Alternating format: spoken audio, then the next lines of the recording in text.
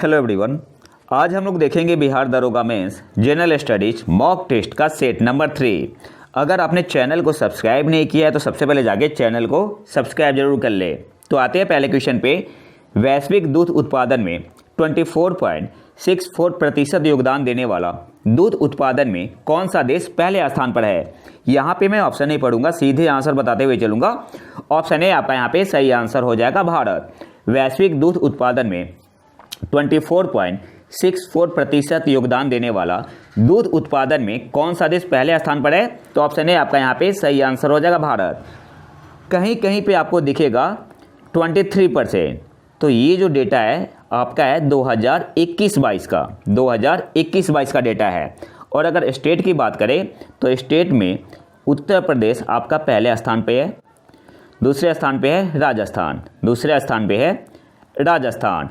और इस डाटा को मैंने लिया है जो पीआईबी का ईयर एंड रिव्यू आता है 2023 का, वहाँ से मैंने इस डाटा को लिया है। इसके अलावा खाद्य और कृषि संगठन कॉरपोरेट सांख्यिकीय डेटाबेस उत्पादन डेटा 2021 के अनुसार भारत दुनिया में अंडा उत्पादन में दूसरे और मांस उत्पादन में 5वें स्थान पर है। और इस डाटा को मैंने लिया है जो पीआईबी का ईयर एंड रिव्यू 2023 आया है, वहाँ से मैंने इस डाटा को उठाया है। और 2020 के अनुसार भारत दुनिया में अंडा उत्पादन में तीसरे और मांस उत्पादन में 8वें स्थान पर था। और इस डाटा को भी मैंने लिया है पीआईबी से ही, और ये आपका 27 जून 2023 का। और जो लेटेस्ट डाटा आया है पीआईबी ईयर एंड रिव्यू 2021 का डाटा दिया है वहाँ पे, जिसमें भारत दुनिया में अंडा उत्पादन में दूसरे और मांस उत्पादन में 5वें स्थान पर है। अब कुछ और इम्पोर्टेंट पॉइंट देख लेते हैं। काजू उत्पादन में, काजू में इंडिया सेकेंड लार्जेस्ट प्रोड्यूसर है, सेकेंड लार्जेस्ट प्रोड्यूसर है। पहले स्थान पे कौन है?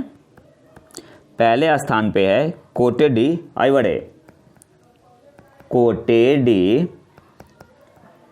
आइवरे। और अगर बैकग्राउंड में शोर आ रहा हो तो उसे आप इग्नोर कर सकते हैं, बगल में स्कूल है। इसके अलावा अगर दाल की बात करें तो भारत टॉप पे है, भारत टॉप पे है। दाल की बात करें तो भारत टॉप पे है, प्रोड्यूसर भी है, कंजप्शन भी सबसे ज़्यादा करता है और इंपोर्ट भी भारत करता है, ठीक है। तो दाल में भारत टॉप पे है। इसके अलावा चीनी की बात करें, शुगर, तो दूसरा सबसे बड़ा उत्पादक है भारत, दूसरा सबसे बड़ा उत्पादक है। इथेनॉल की अगर बात करें, इथेनॉल C2H5OH, इथेनॉल की बात करें तो तीसरा सबसे बड़ा उत्पादक है कौन? भारत। तीसरा सबसे बड़ा उत्पादक है, प्रोड्यूसर है, तीसरा सबसे बड़ा प्रोड्यूसर है यूएसए और ब्राज़ील के बाद, यूएसए एंड ब्राज़ील के बाद। तो ये कुछ इंपॉर्टेंट पॉइंट है यूएसए और ब्राज़ील के बाद। अगले क्वेश्चन पे आते हैं। अरेंज करना है साउथ टू नॉर्थवर्ड, मतलब कुछ ऐसे अरेंज करना है आपको। जास्कर श्रेणी, धौलाधार श्रेणी, लद्दाख रेंज, काराकोरम रेंज, इसको आपको अरेंज करना है साउथ से नॉर्थवर्ड की तरफ। तो सबसे पहले इसे पिक्चर से समझते हैं। देखो यहाँ पे आपका शिवालिक, फिर आता है धौलाधार, फिर पीर पंजाल, फिर ग्रेटर हिमालय, जास्कर, लद्दाख और काराकोरम। तो हम यहाँ पे क्या देख रहे हैं? सबसे नॉर्थ में कौन है? काराकोरम। तो देखो अगर आपको इसका आंसर पता भी नहीं है और आपको इसे सॉल्व करना है तो सबसे पहले आपको पता होना चाहिए कि सबसे नॉर्थ में कौन है? काराकोरम है। तो काराकोरम कौन से यहाँ पे है? चौथे पे। तो सबसे लास्ट में जहाँ 4 होगा वही आपका आंसर होगा। तो आप देखो ऑप्शन बी पे आते हैं। सबसे लास्ट में क्या है? 1 है, तो जाहिर सी बात है गलत हो जाएगा आपका। सबसे लास्ट में 3 है, गलत हो गया। सबसे लास्ट में 1 है, गलत हो गया। यहाँ पे सबसे लास्ट में क्या है? 4 है, तो ऑप्शन ए आपका यहाँ पे सही आंसर होगा। तो इस तरीके से एमसीक्यू को सॉल्व करते हैं। हमें अरेंज करना है साउथ टू नॉर्थवर्ड। तो देखो सबसे साउथ में है आपका धौलाधार श्रेणी, आप यहाँ पिक्चर में देख सकते हैं। सबसे साउथ में है धौलाधार रेंज यहाँ पे। फिर इसके बाद है जास्कर श्रेणी, धौलाधार के बाद यहाँ पे जास्कर श्रेणी, फिर है आपका लद्दाख रेंज और सबसे नॉर्थ में काराकोरम रेंज। तो यहाँ पे 2 1 3 4 हो जाएगा, 2 1 3 4। तो ऑप्शन ए आपका यहाँ पे सही आंसर होगा। बस ध्यान में क्या रखना है कि काराकोरम रेंज सबसे नॉर्थ में है, तो सबसे लास्ट में क्या होना चाहिए, 4 होना चाहिए। तो सी में 4 नहीं है, डी में भी नहीं है, बी में भी नहीं है, तो सही आंसर ऑप्शन है आपका यहाँ पे सही आंसर हो जाएगा 2 1 3 4। इसके अलावा कुछ और इंपॉर्टेंट पॉइंट है, जो आपका काराकोरम लद्दाख और जास्कर रेंज है, काराकोरम लद्दाख और जास्कर रेंज है, ये आपका आता है ट्रांस हिमालय में, ट्रांस हिमालय में आता है। यहाँ से एग्जाम में क्वेश्चन पूछता है। और जो पीर पंजाल रेंज है, पीर पंजाल, ये आपका किस में आता है, मिडिल हिमालय में आता है, मिडिल हिमालय में आता है। तो ये दोनों पॉइंट इंपॉर्टेंट है, मिडिल हिमालय में आता है। और जो काराकोरम लद्दाख और जास्कर रेंज है, ट्रांस हिमालय में आता है। इसके अलावा और कुछ इंपॉर्टेंट पॉइंट देख लेते हैं। लघु हिमालय शिवालिक और महान हिमालय के बीच स्थित है। आपसे एग्जाम में पूछता है कि लघु हिमालय किसके बीच स्थित है, तो शिवालिक और महान हिमालय के बीच। अगले पॉइंट पे आते हैं। पश्चिमी भाग में दक्षिण से उत्तर तक हिमालय पर्वतमाला का क्रम शिवालिक, लघु हिमालय, महान हिमालय है। तो ये क्रम आपको याद रखना है। पश्चिमी भाग में दक्षिण से उत्तर तक हिमालय पर्वतमाला का क्रम, तो शिवालिक सबसे साउथ में है, फिर आपका लघु हिमालय है, फिर आपका महान ग्रेट हिमालय है। अगले पॉइंट पे आते हैं। पूर्व से पश्चिम तक पर्वत शिखर का क्रम है कंचनजंगा, एवरेस्ट, अन्नपूर्णा, धौलागिरी। एग्जाम में पूछता है कि अरेंज करो ईस्ट टू वेस्ट पर्वत शिखर को, तो सबसे ईस्ट में कंचनजंगा, ईस्ट टू वेस्ट जा रहे हैं, फिर एवरेस्ट, अन्नपूर्णा और फिर धौलागिरी। अगले क्वेश्चन पे आते हैं। धूपगढ़ चोटी स्थित है, तो धूपगढ़ चोटी स्थित है सतपुरा रेंज में, ऑप्शन सी आपका यहाँ पे सही आंसर होगा। और यह हाईएस्ट पीक है सतपुरा रेंज की, कौन से स्टेट में, मध्य प्रदेश में। धूपगढ़ चोटी स्थित है सतपुरा रेंज में और यह हाईएस्ट पीक है सतपुरा रेंज की। अगले क्वेश्चन पे आते हैं। मैच करना है लिस्ट 1 और लिस्ट 2 को, एक तरफ स्टेट है, दूसरी तरफ उस स्टेट का हाईएस्ट पीक है। तो केरल का हाईएस्ट पीक है अनाईमुडी, तो ए का आपका 3 हो जाएगा, ए का 3। और ये साउथ इंडिया का हाईएस्ट पीक है, साउथ इंडिया का हाईएस्ट पीक है। नागालैंड, तो सारामती नागालैंड में है, तो बी का आपका क्या हो जाएगा, बी का आपका हो जाएगा 4, बी का आपका हो जाएगा 4, बी का आपका हो गया 4।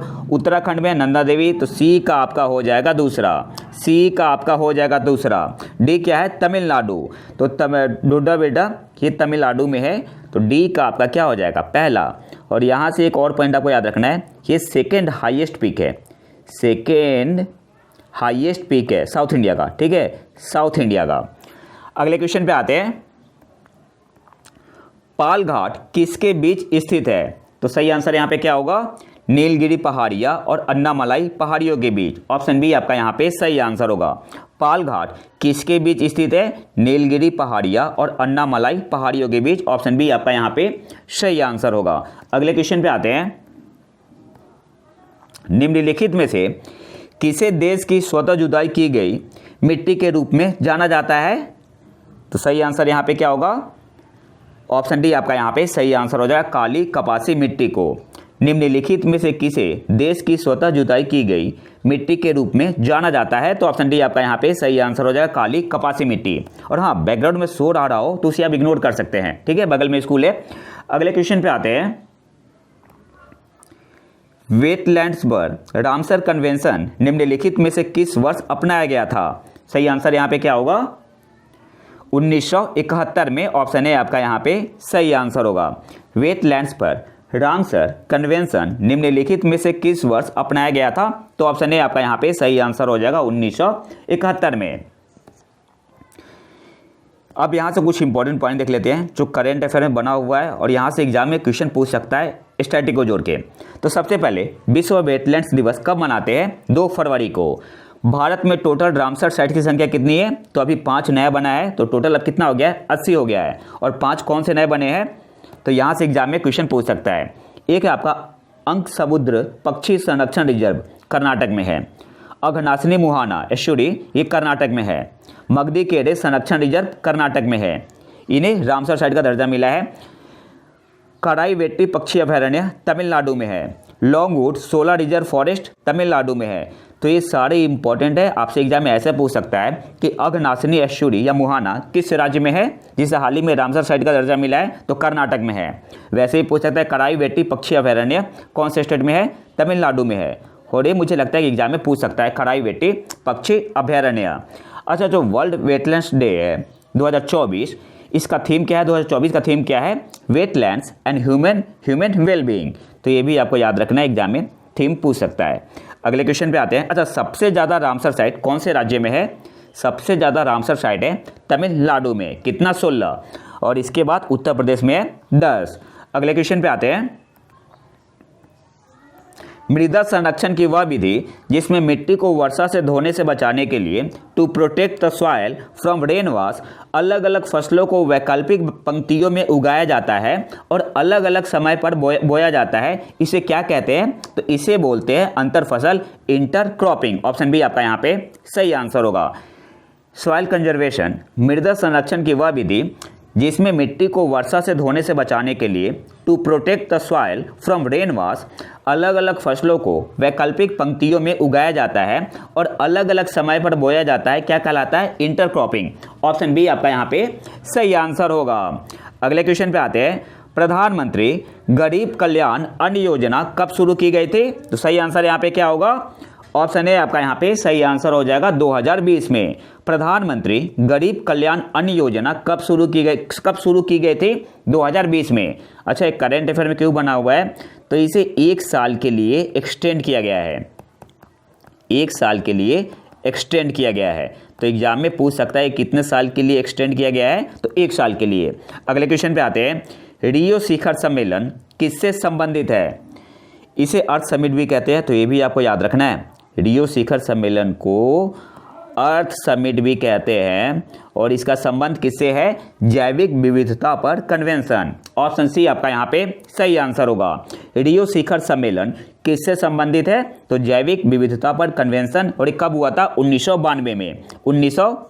ये डेट आपको याद रखना है, कब हुआ था? 1992 में। कहाँ पे? ब्राज़ील के रियो डी जेनेरियो में। इसके अलावा 2 और पॉइंट आपको याद रखना है यहाँ पे। ओजोन को कब डिस्कवर किया था? ओजोन को कब डिस्कवर किया गया था? Ozone hole over Antarctica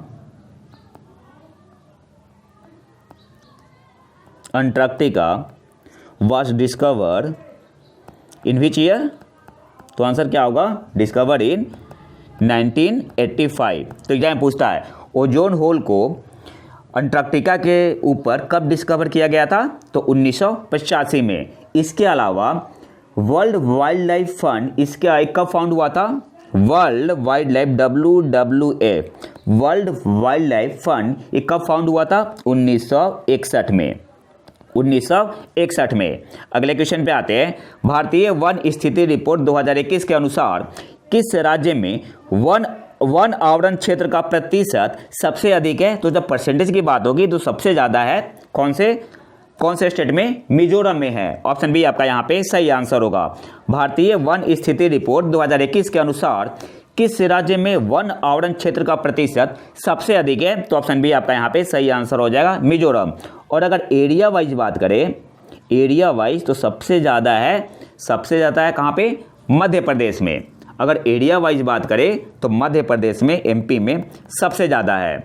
second पे है अरुणाचल प्रदेश, सेकंड पे है आपका अरुणाचल। अगर एरिया वाइज बात करें तो अरुणाचल। इसके अलावा टोटल फॉरेस्ट कवर कितना है? TFC बोल सकते हैं इसे, टोटल फॉरेस्ट कवर। तो ये आपका है 7,13,789 kilometre square. Total forest cover कितना है? 7,13,789 किलोमीटर स्क्वायर। और अगर ट्री कवर की बात करेंगे तो ये आपका है 95,748 किलोमीटर स्क्वायर। और अगर टोटल फॉरेस्ट और ट्री कवर की बात करें, total forest and tree cover की बात करें तो कितना हो जाएगा? Total forest and tree cover तो ऐड कर दो तो ये आपका हो जाएगा 8,09,537 किलोमीटर स्क्वायर। दोनों को ऐड कर दो, 8,09,537 किलोमीटर स्क्वायर।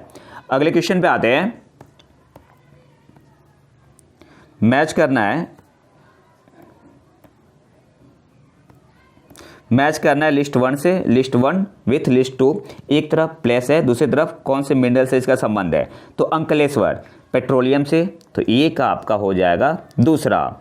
डल्ली राजहारा, तो इसका संबंध किससे है, इसका संबंध है आपका लौह अयस्क से, तो बी का आपका क्या हो जाएगा, पहला हो जाएगा, बी का आपका पहला। कोडर्मा माइका से है, अभ्रक, तो सी का आपका माइका से, तो सी का आपका हो जाएगा 4।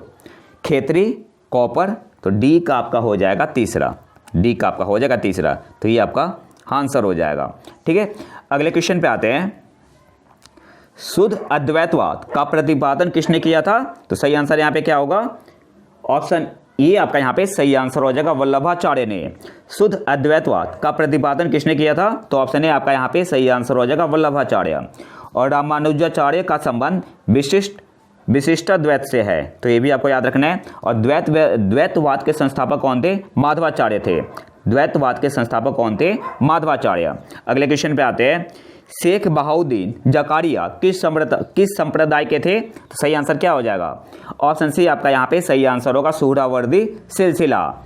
शेख बहाउद्दीन जकारिया किस संप्रदाय के थे, तो ऑप्शन सी आपका यहाँ पे सही आंसर हो जाएगा, सुहरावर्दी सिलसिला। अगले क्वेश्चन पे आते हैं। नाबार्ड किस समिति की सिफारिश से स्थापित हुआ, तो बी शिवरमन समिति, ऑप्शन ए आपका यहाँ पे सही आंसर होगा। नाबार्ड किस समिति की सिफारिश से स्थापित हुआ, तो ऑप्शन ए आपका यहाँ पे सही आंसर होगा, बी शिवरमन समिति।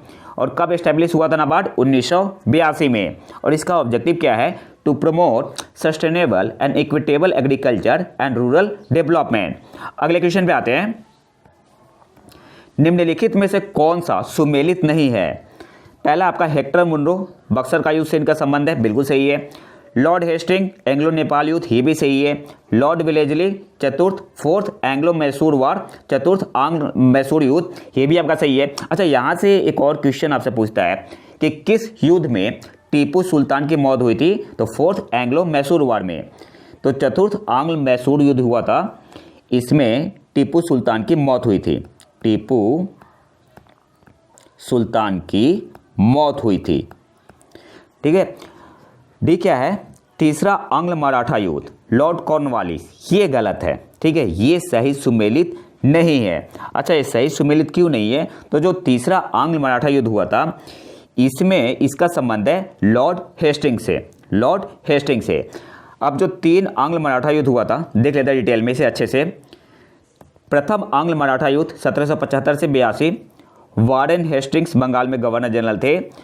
और कौन से संधि में साइन हुई थी, तो मई 1782 में सालबाई की संधि हुई थी।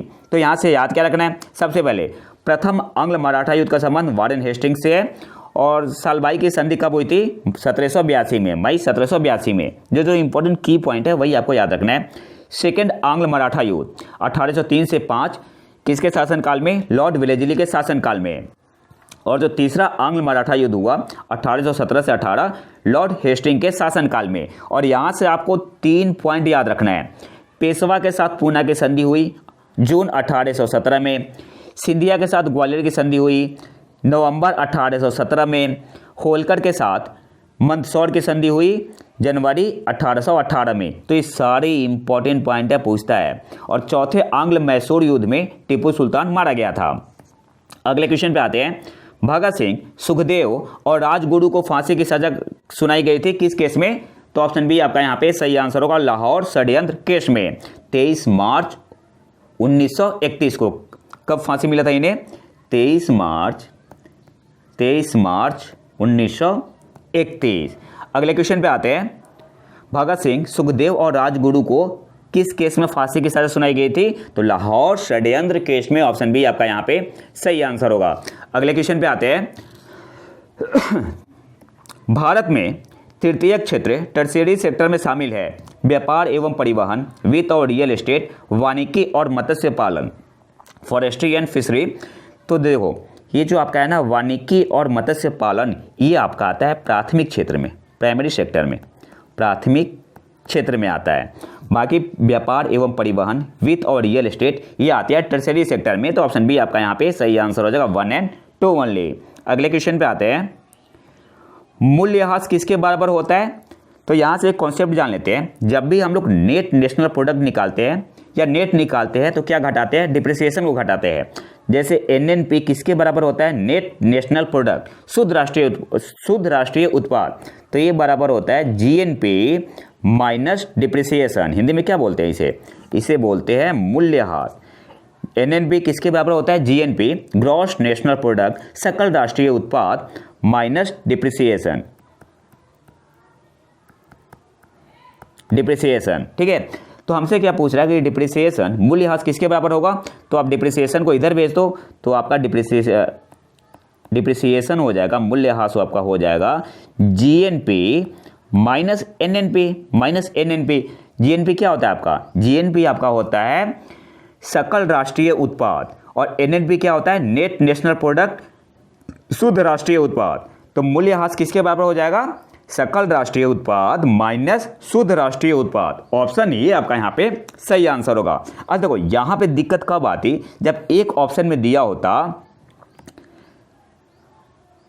जीडीपी माइनस एनडीपी, अगर ये दिया होता फिर प्रॉब्लम होती, लेकिन ये ऑप्शन में नहीं है, बस एक ही है आपका सकल राष्ट्रीय उत्पाद जीएनपी माइनस एनएनपी। तो ऑप्शन ए आपका यहाँ पे सही आंसर होगा, क्योंकि डिप्रिसिएशन जो है मूल्यह्रास ये जीडीपी माइनस एनडीपी भी हो सकता है। ठीक है, लेकिन ऑप्शन में बस एक ही है जीएनपी माइनस एनएनपी।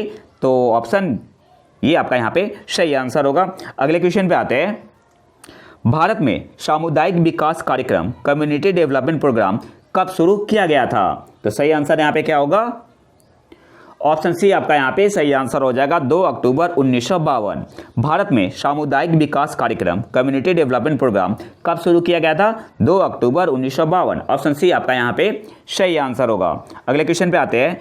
भारत के प्रधानमंत्री है, तो भारत के प्रधानमंत्री नियुक्त होते हैं, अपॉइंटेड होते हैं। तो ऑप्शन डी आपका यहाँ पे सही आंसर होगा। कौन से आर्टिकल में मेंशन है? तो आर्टिकल 75(1) में मेंशन है the prime minister shall be appointed by president and other ministers shall be appointed by the president on the advice of the prime minister. किस आर्टिकल में मेंशन है? तो 75(1) में है। तो प्रधानमंत्री बेसिकली क्या होते हैं? अपॉइंटेड होते हैं। और 75(1)(a) में क्या है? The total number of minister including the prime minister. देखो ये इंपॉर्टेंट पॉइंट है। Total number of minister including the prime minister in the council of minister shall not exist 15%, मतलब 15% से ज़्यादा नहीं हो सकते काउंसिल ऑफ मिनिस्टर में। ठीक है, ये जिसमें प्राइम मिनिस्टर भी इंक्लूड होते हैं। तो टोटल नंबर जो मिनिस्टर होंगे ये टोटल स्ट्रेंथ ऑफ लोकसभा के 15% से ज़्यादा नहीं होंगे। ठीक है, और इसे जोड़ा गया था 91st अमेंडमेंट एक्ट 2003 से। तो ये भी आपको याद रखना है, सारे इंपॉर्टेंट पॉइंट है। अगले क्वेश्चन पे आते हैं। निम्नलिखित में से किस समिति में राज्यसभा का कोई प्रतिनिधित्व नहीं है? सही आंसर यहाँ पे होगा ऑप्शन सी प्राक्कलन समिति, एस्टिमेट्स कमेटी। इसमें टोटल मेंबर 30 होते हैं और सारे के सारे लोकसभा से होते हैं और लार्जेस्ट कमेटी है।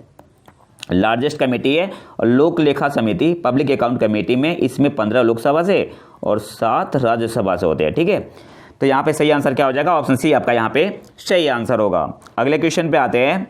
भारत की संसद में स्थगन प्रस्ताव एडजॉर्नमेंट मोशन का उद्देश्य क्या है? तो ऑप्शन ए आपका यहाँ पे सही आंसर होगा अत्यावश्यक सार्वजनिक महत्व के किसी निश्चित मामले पर चर्चा की अनुमति देना। और इसमें 50 मेंबर का सपोर्ट चाहिए। स्थगन प्रस्ताव लाने के लिए 50 मेंबर का सपोर्ट चाहिए होता है और एक करंट अफेयर में भी काफ़ी बना हुआ था, इसलिए एग्जाम में पूछ सकता है। भारत की संसद में स्थगन प्रस्ताव का उद्देश्य क्या है? तो ऑप्शन ए आपका यहाँ पे सही आंसर होगा अत्यावश्यक सार्वजनिक महत्व के किसी निश्चित मामले पर चर्चा की अनुमति देना। ऑप्शन ए आपका यहाँ पे सही आंसर होगा। कितने मेंबर का सपोर्ट चाहिए स्थगन प्रस्ताव लाने के लिए? तो 50 मेंबर का। ठीक है, अगले क्वेश्चन पे आते हैं। निम्नलिखित में से किस समिति ने त्रिस्तरीय पंचायत राज व्यवस्था 3 टायर पंचायत राज सिस्टम की सिफारिश की थी? तो बलवंत राय मेहता समिति ने। ऑप्शन बी आपका यहाँ पे सही आंसर होगा। निम्नलिखित में से किस समिति ने त्रिस्तरीय पंचायत राज व्यवस्था की सिफारिश की थी? बलवंत राय मेहता समिति ने। और अशोक मेहता ने सिफारिश की थी 2 टायर। अगले क्वेश्चन पे आते हैं। स्वतंत्र भारत के लिए गांधीवादी संविधान Gandhian constitution for free India के लेखक कौन थे? तो सही आंसर यहाँ पे क्या होगा? ऑप्शन डी आपका यहाँ पे सही आंसर हो जाएगा श्रीमान नारायण अग्रवाल। स्वतंत्र भारत के लिए गांधीवादी संविधान Gandhian constitution for free India के लेखक कौन थे? तो ऑप्शन डी आपका यहाँ पे सही आंसर हो जाएगा, ऑप्शन डी श्रीमान नारायण अग्रवाल। अगर बैकग्राउंड में कोई साउंड आ रहा हो तो उसे आप इग्नोर कर सकते हैं, ठीक है। अगले क्वेश्चन पे आते हैं, मैथ्स के क्वेश्चन स्टार्ट है। अगर ABC जीपी में है तो log A, log B, log C आपका किस में होगा? तो देखो कोई भी मान लो 3 नंबर है या कोई XYZ अगर 3 नंबर है और जीपी में है तो कंडीशन क्या होता है? y² = xz होता है जीपी के केस में, और AP के केस में क्या होगा? 2y = x + z। अब क्वेश्चन पे आते हैं, क्या बोल रहा है? ABC आपका जीपी में है, ABC किस में है? जीपी में है, तो इसे ऐसे भी लिख सकते हैं B² = AC, जीपी का कंडीशन है। अब दोनों तरफ क्या करेंगे? लॉग ले लेंगे। तो जब लॉग लेंगे, लॉग आफ्टर टेकिंग लॉग हम क्या करेंगे? लॉग ले लेंगे। आफ्टर टेकिंग लॉग तो आपका क्या हो जाएगा? 2 log B, सॉरी ही आपका हो जाएगा 2 log B = log A + log C। अब ये किसका कंडीशन है? ही आपका AP का कंडीशन है, तो ऑप्शन ए आपका यहाँ पे सही आंसर हो जाएगा AP। अच्छा, मैंने log A + log C क्यों लिखा? तो log XY बराबर क्या होता है? log X + log Y, तो इस फॉर्मूला का यूज किया है, तो ऑप्शन ए आपका यहाँ पे सही आंसर हो जाएगा AP। अगले क्वेश्चन पे आते हैं। क्वेश्चन क्या है? द वैल्यू ऑफ log 128 और बेस 8 है। आपसे पूछ रहा है कि log 128 जिसका बेस 8 है इसकी वैल्यू क्या होगी?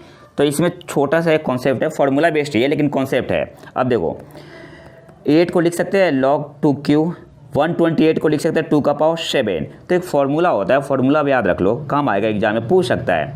log e⁻q n⁻p कुछ ऐसे फॉर्म में हो तो इसे ऐसे लिखते हैं p/q log an, ठीक है, इसको ऐसे लिखते हैं, तो इसको आपको याद रखना है।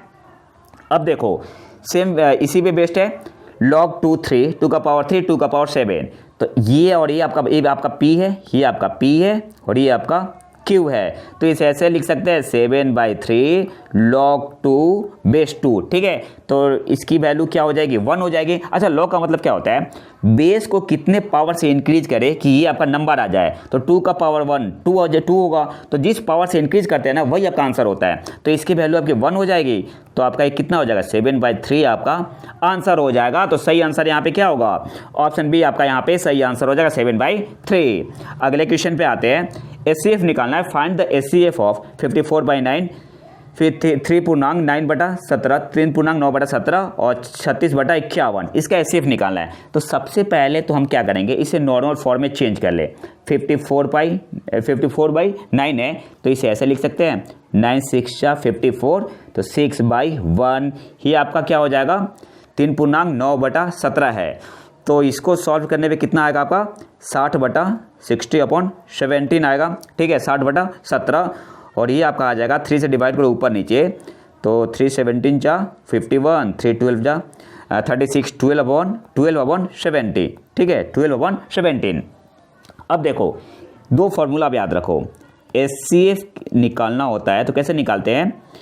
HCF ऑफ न्यूमरेटर, ठीक है, HCF of numerators divided upon LCM of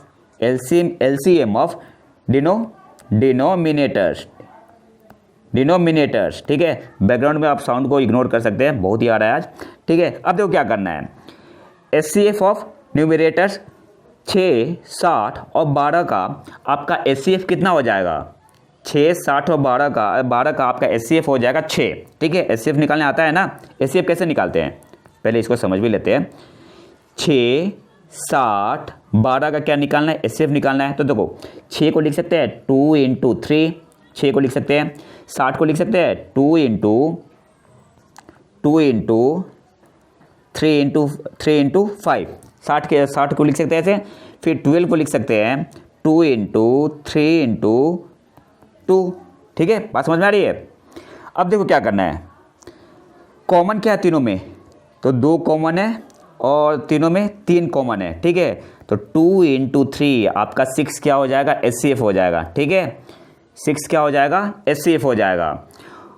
और LCM कितना हो जाएगा नीचे वाले का? 1 17 तो 17 ही आपका एलसीएम होगा। अब आते हैं क्वेश्चन पे। तो एचसीएफ ऊपर का न्यूमरेटर का एचसीएफ क्या हो जाएगा, 6 60 12 का 6 हो जाएगा, और एलसीएम क्या हो जाएगा 17 होगा, तो 6/17 आपका आंसर हो जाएगा। 6/17 आपका आंसर हो जाएगा। तो सही आंसर क्या होगा, ऑप्शन ए आपका यहाँ पे सही आंसर हो जाएगा 6/17। ठीक है, 6/17 ऑप्शन ए आपका यहाँ पे सही आंसर होगा। और दो फॉर्मूला आप याद रखो, ये तो एचसीएफ का हो गया। अगर आपसे पूछ लेता एलसीएम निकालने का तब क्या कर दे, तो एलसीएम का जो फॉर्मूला होता है एलसीएम का, इसमें उल्टा कर देना होता है, कुछ नहीं, इसमें लिखते हैं LCM of numerator divided upon HCF of denominator. अच्छा, याद करने का तरीका क्या है, तो अगर एचसीएफ निकालना है तो ऊपर का एचसीएफ लेना होता है, नीचे का एलसीएम, और अगर एलसीएम निकालना होता है तो ऊपर का एलसीएम निकालते हैं, ऊपर एलसीएम लेते हैं और नीचे एचसीएफ लेते हैं। अगले क्वेश्चन पे आते हैं।